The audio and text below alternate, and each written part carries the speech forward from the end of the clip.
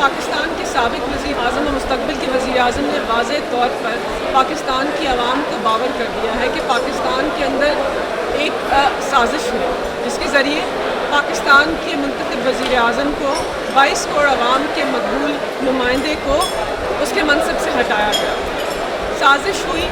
اور پاکستان کے اندر ایک سیاسی بحران پیدا ہوا۔ سیاسی بحران پیدا ہونے کے بعد چیزیں منظر عام پہ آئی ہیں، کس طرح پاکستان کی جو معیشت ہے وہ برباد ہوئی، پاکستان کے اندر ایک معاشی بحران پیدا ہوا، اور اس سے امپورٹنٹ سب سے زیادہ اہم بات یہ ہے کہ پاکستان کی جو خارجہ پالیسی ہے، جو پاکستان کے آزاد خارجہ امور ہیں، ان کے اوپر بھی ایک سوالیہ نشان آ گیا ہے، کیونکہ ایک خوددار وزیر اعظم، ایک باوقار وزیر اعظم، ایک آزاد حکومت اپنے آزاد طریقے سے اپنے خارجہ امور کو طے کرتے تھے۔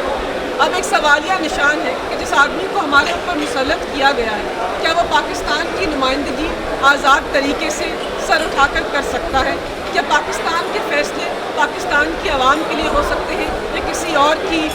کسی اور کو پروٹیکشن دینے کے لیے ہوں گے؟ بہت سارے سوالیہ نشان ہیں۔ آئی ایم ایف جس قسم کا دباؤ پاکستان کے اوپر ڈال رہا ہے، اور جس طرح ہم آئی ایم ایف کی ساری شرائط کو مان رہے ہیں، کیا یہ پاکستان کی سالمیت کے لیے درست ہے؟ تو چیزیں آئی تھنک شیشے کی طرح عیاں ہیں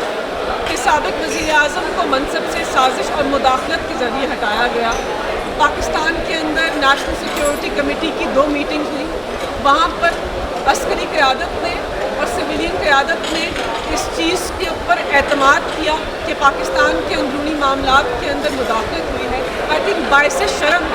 کہ 22 کروڑ عوام کے ملک، 7 لاکھ افواج کے ملک اور ایک ایٹمی قوت کے مقبول لیڈر کو اس طرح شرمناک طریقے سے ایک انڈر سیکرٹری آف اسٹیٹ کی جو دھمکی ہے اس کے ذریعے ہٹایا گیا۔ لیکن پاکستانی ایک خوددار اور باوقار قوم ہے، پاکستانی اپنا دفاع کرنا جانتے ہیں، پاکستان کی جو عوام ہے